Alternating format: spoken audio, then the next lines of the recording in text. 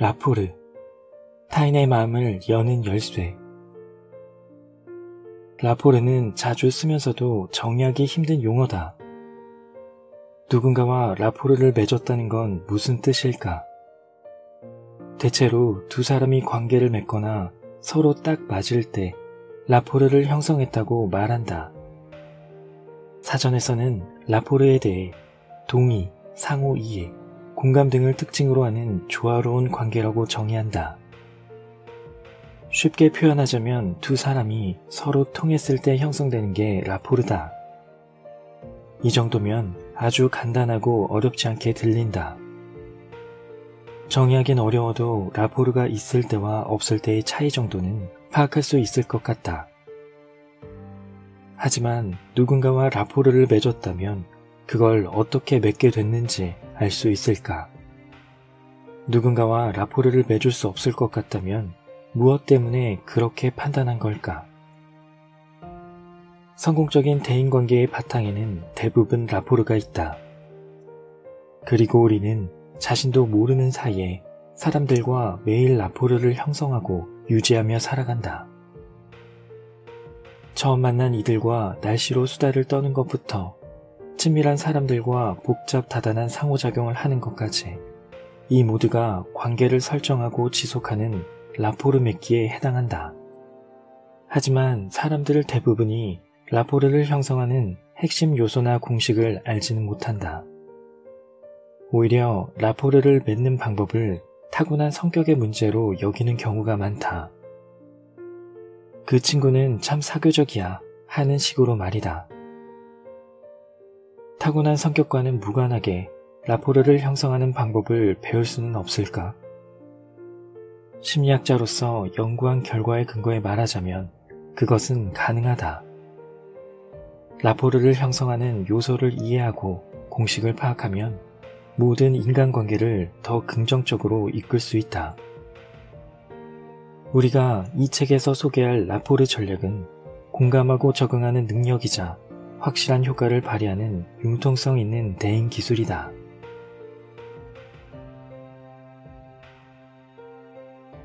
안녕하세요. 책이 빛나는 밤의 기현입니다. 오늘 함께할 책은 로런스 앨리슨, 에밀리 앨리슨 지음, 김두한 옮김, 타인을 읽는 말이라는 책입니다. 이 책의 저자 앨리슨 부부는 학자이자 동반자로서 20여 년 동안 살인, 테러리즘 등 수백 건의 심각한 사례와 관련해 심리학적 연구를 해오고 있습니다. 보통의 사례가 아닌 인간의 극단적인 면을 여실히 드러내는 강력범죄에 대한 연구를 통해 인간의 내면을 좀 더 깊은 곳까지 파고들고 있습니다. 특히 사람과 사람이 정서적으로 통했을 때 형성되는 라포르를 강조하며 성공적인 대인관계에는 반드시 상호 이해, 공감 등이 있다고 말합니다. 책의 2부에서는 의사소통 유형을 대립의 티라노사우루스, 수능의 쥐, 통제의 사자, 협력의 원숭이로 나누어 흥미를 유발하고 설득력을 높이고 있습니다. 자신이 어떤 유형에 속하는지 찾아보는 것도 똑똑한 재미를 줄 것입니다.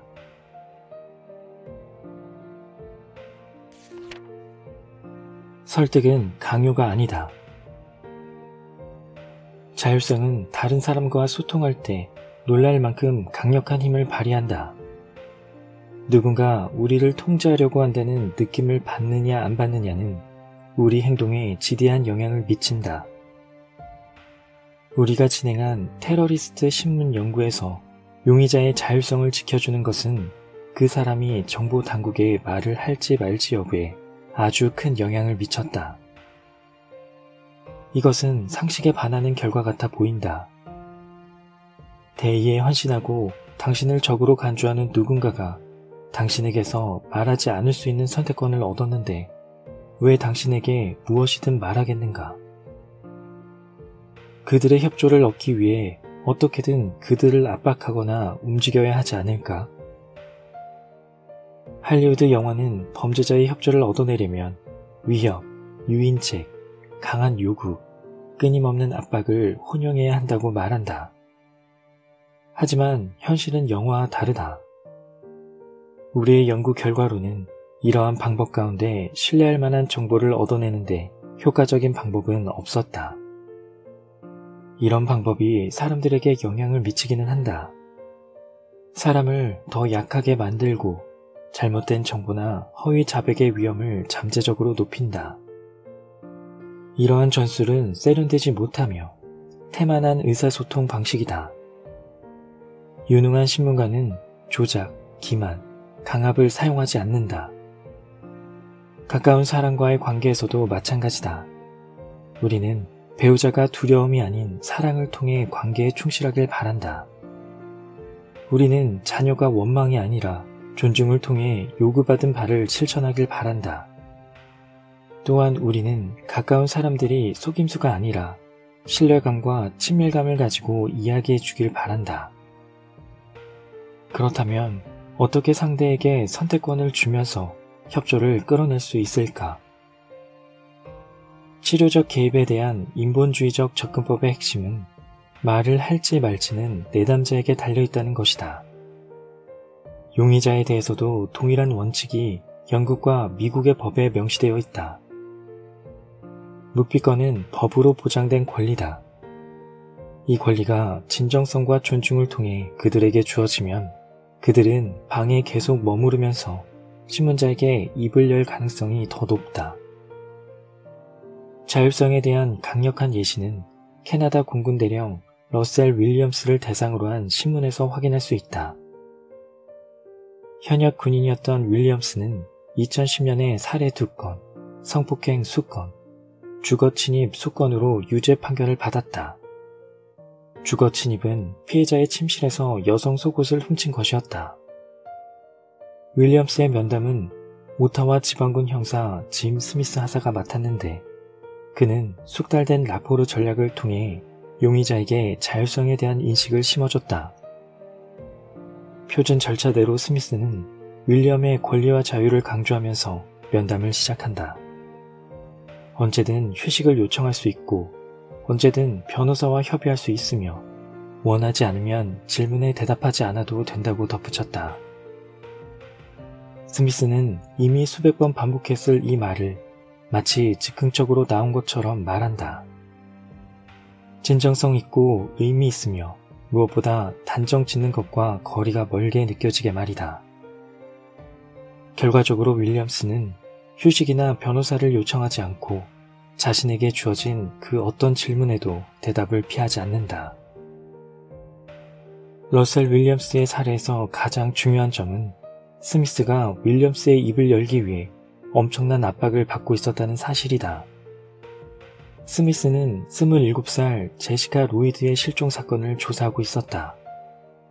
아직 밝혀지지 않은 어떤 범죄자가 저지른 다른 2건의 가정 침입 및 성폭행 사건이 그녀의 실종과 관련이 있을 것이라는 게 경찰의 입장이었다.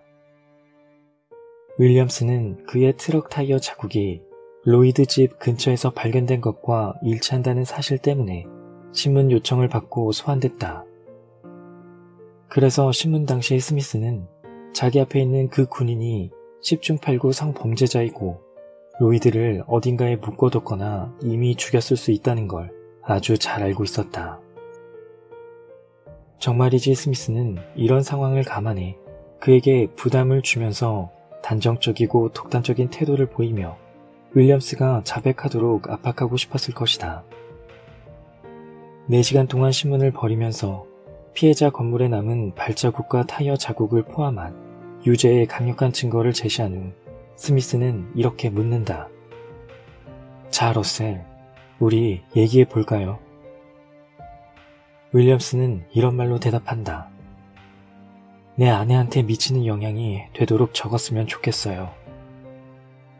윌리엄스가 마지막 단어를 끝내기도 전에 스미스는 나도 마찬가지예요 하고 말한다. 윌리엄스는 고개를 들고 묻는다. 그러면 우리 어떻게 하면 될까요? 갑자기 질문자와 용의자가 우리가 된다. 목표를 공유하면서 하나가 된다. 스미스가 대꾸한다.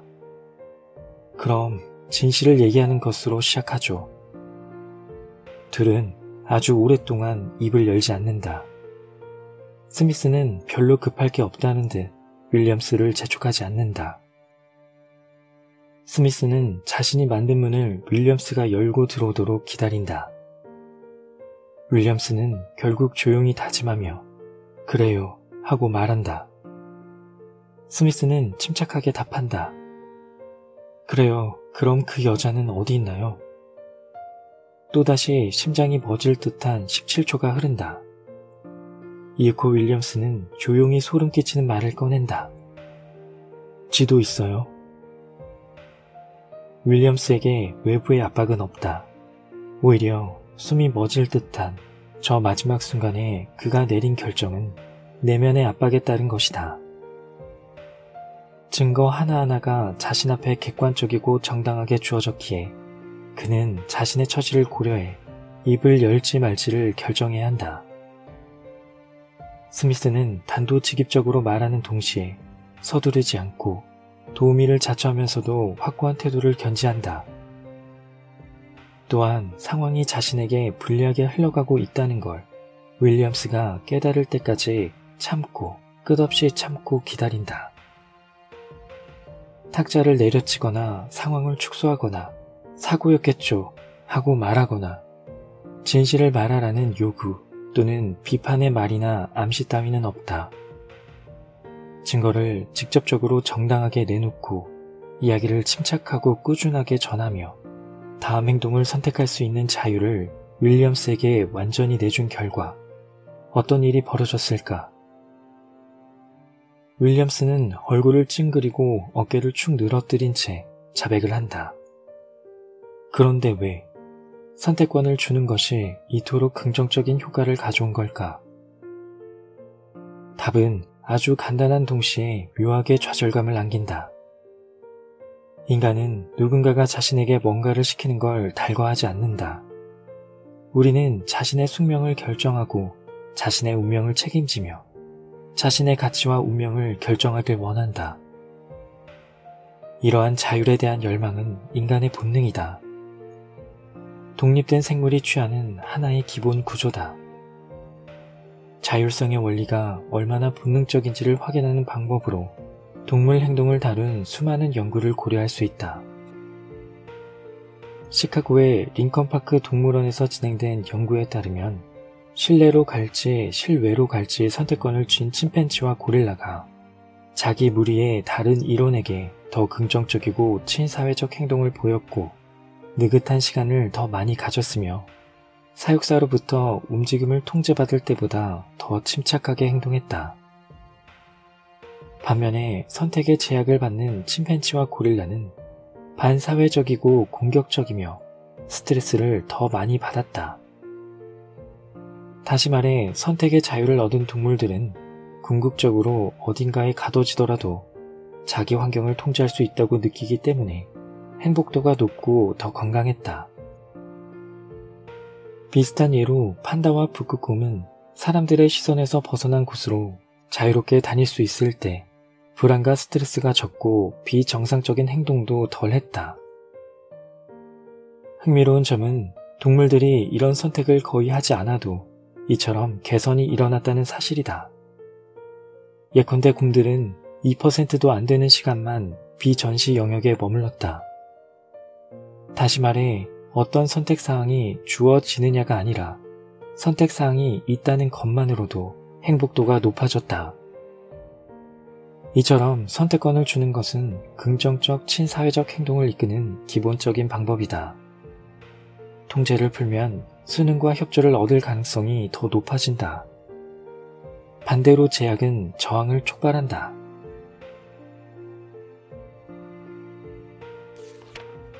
상자 안을 보지 마. 누군가를 우리 뜻대로 하게 만들기 위해 그 사람을 압박하고 협박하고 위협하는 시도를 하면 우리는 심리학자들이 저항이라고 일컫는 결과를 맞게 된다. 1960년대에 사회심리학자 잭 브램이 처음 명시한 저항은 우리가 행동적 자유의 위협을 느꼈을 때 보이는 반응으로 일반적으로 권한이나 규제에 따라 자신이 통제되거나 강요된다고 느낄 때 나타난다. 이렇게 자각한 사람은 의도적으로 저항하고 상대가 바라는 것과 반대되는 행동을 한다. 우려스러운 점은 그 전까지 아무 생각도 없던 사람에게서도 저항을 일으킬 수 있다는 것이다. 예컨대 내가 당신에게 상자를 대신 버려달라고 부탁하면서 상자 안은 보지마 하고 얘기한다면 갑자기 봐야겠다는 호기심이 들 것이다.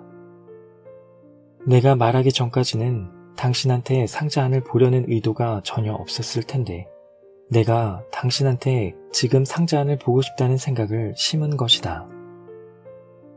실제로 내가 너 상자 안은 절대 보면 안 돼 하고 말함으로써 이런 생각은 더 커질 수 있다.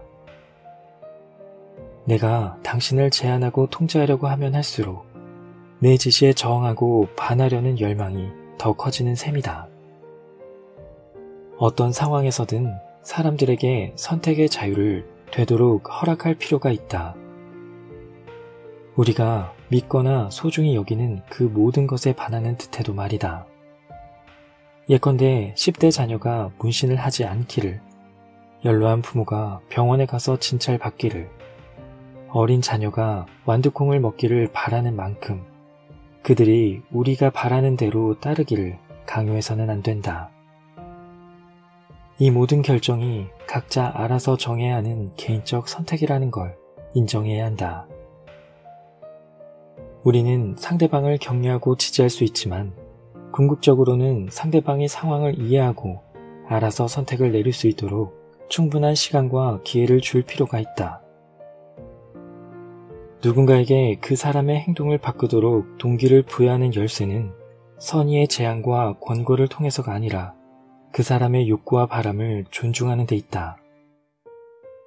당신이 개인적으로 아끼는 사람에게 병원에 가는 것, 문신을 하는 것, 혹은 완두콩을 먹는 것에 대해 어떻게 느끼는지 묻는 것은 당신이 그 사람의 개인적 입장을 존중하고 거기에 관심이 있다는 것을 드러내는 의사표현이다.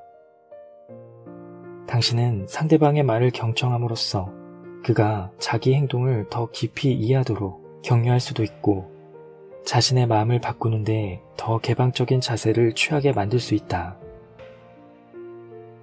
누군가의 자율성을 존중한다는 것은 그 사람과 그 문제를 두고 듣고 이야기 나누는 것과 관련이 있다. 하지만 규칙과 충고를 내세우려고 하거나 그들이 마땅히 어떤 일을 해야 한다고 꼬드기면 곧바로 저항과 반대에 부딪히게 된다. 그들이 스스로 선택하고 그 선택이 합당하다는 확신이 들도록 해야 한다. 다른 사람에게 무엇이 최선인지를 말해주는 건 솔깃한 일이지만 자기 자신의 최고 전문가는 바로 당사자다. 그들은 우리보다 자기 자신을 더 잘 안다.